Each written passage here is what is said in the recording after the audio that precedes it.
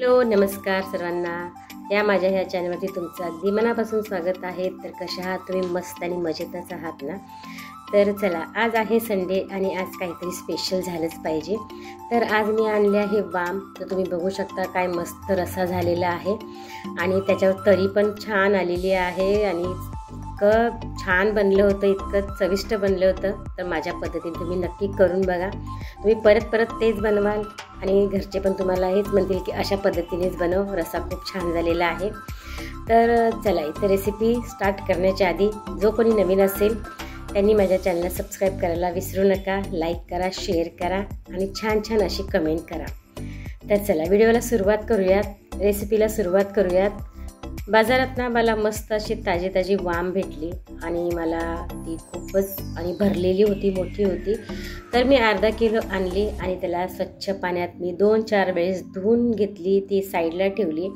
त्याचबरोबर तुम्ही मसाला बघू शकता मी मसाल्यामध्ये काय काय घेतलेलं आहे। तर ओलं खोबरं घेतलेलं आहे अर्धी वाटी आणि एक कांदा घेतला आहे मोठा। तुमच्याकडे लहान कांदे असतील तर 2 घेऊ शकता। आणि त्याचबरोबर अद्रक लसूण घेतलेला आहे आणि 2 टॅमॅटो टाकलेले आहेत। बारीक टॅमॅटो होते, मोठा असेल तर एकच टाका। आणि त्याचबरोबर मी कोथिंबीरसुद्धा त्याच्यामध्ये भरभरून घेतलेली आहे आणि आता ते मिक्सर ग्राइंडर आपण करून घेणार आहोत। त्याला बारीक पेस्ट करून घ्यायची आपल्याला। तर इथे बघा तुम्ही, मी छान असं पेस्ट करून घेतलेलं आहे आणि त्याला मी चेक करते बारीक झालेली काय आहे की नाही। पण मला ती जरा मोठी मोठीच वाटते म्हणून मी त्याला अजून एकदा फिरवून घेतली आणि हे त्याच्यानंतर मस्त याचा बारीक अशी पेस्ट तयार झालेली आहे। तर तुम्ही बघू शकता मस्त झालेलं आहे, कारण आपल्याला रस्सा भाजी बनवायची आहे। तर रस्सा भाजी भरून आली पाहिजे अशी बारीक पेस्ट आपल्याला करून घ्यायची आहे। आणि मग काय करायचं आहे, आपल्याला कढई घ्यायची आहे। तुमच्याकडं ॲल्युमिनियमची असेल तर ती घ्या, माझ्याकडे स्टीलची आहे ती मी घेतली आहे। तर त्याच्यामध्ये 2 ते 2.5 चमचे मी तेल टाकले आणि मी स्वच्छ धुवून घेतलेले जे वाम होती ते मी याच्यामध्ये फ्राय करून घेणार आहे। तेल थोडंसं गरम झालं, त्याच्यामध्ये मी हळद टाकली, थोडीशी हिंग टाकली आणि त्याला तेल गरम छान झालेलं आहे, त्याच्यामध्ये हे मी वाम फ्राय करून घेणार आहे। तर एक 5 मिनटं आपल्याला वाम फ्राय करून घ्यायची आहे। फ्राय झाल्याच्या नंतर ती एका प्लेटमध्ये काढून घ्यायची आपल्याला, कारण थोडीशी ती पूर्ण शिजून द्यायची नाही आहे, थोडीशी अर्धी कच्ची शिजवून द्यायची आहे, कारण आपल्या रश्श्यामध्ये परत ती शिजवायची आहे म्हणून। आणि थोडंसं चवीपुरतं मीठ टाकलेलं आहे, कारण त्याला ते मीठ लागलं पाहिजे, नाहीतर मग अशीच ती रश्श्यामध्ये ते ह्याचं काही लागणार नाही म्हणून। तर मीठ टाकायलाच पाहिजे। आणि मग चला, इथे छान असं फ्राय झालेलं आहे, तुम्ही बघू शकता। एका प्लेटमध्ये मी काढून घेतलेली ते सगळे पीसेस,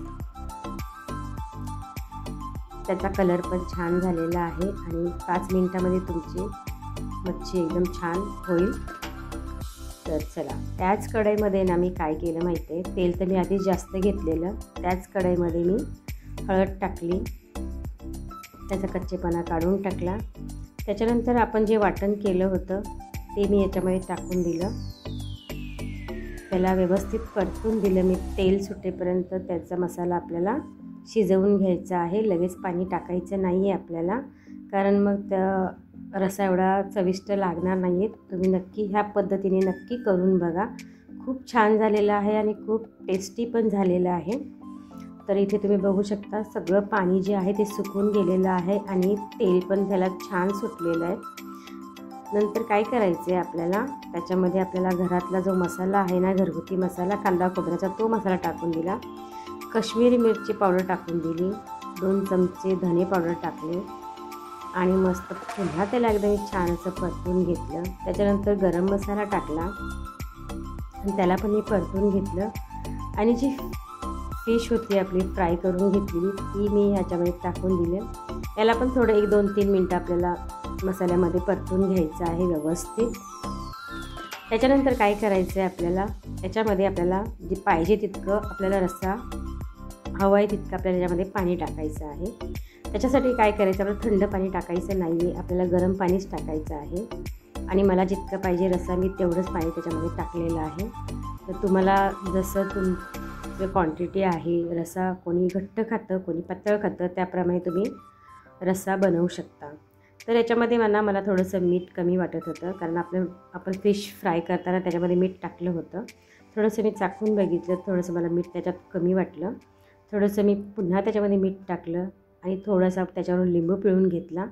तर तुम्ही बघू शकता कलर एक नंबर आलेला आहे. आणि प्लीज तुम्ही पण नक्की करून बघा.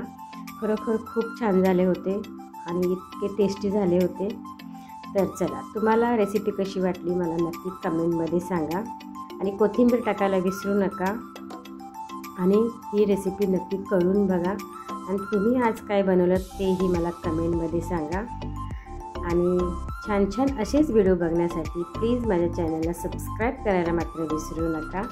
लाईक करा, शेअर करा आणि तुम्हाला रेसिपी कशी वाटली तेही मला नक्की कमेंट करा. तर चला, इथे ताट पण मी सजवून घेत आहे. 2 चपाती, लिंबू, कांदा, वामचा रस्सा आणि वामचे 2 तुकडे फ्राय केलेले आणि भात तर पाहिजेच आपल्याला. तर व्हिडिओ कसा वाटला नक्की मला कमेंट करून सांगा. चला बाय, नेक्स्ट व्हिडिओला भेटू. बाय.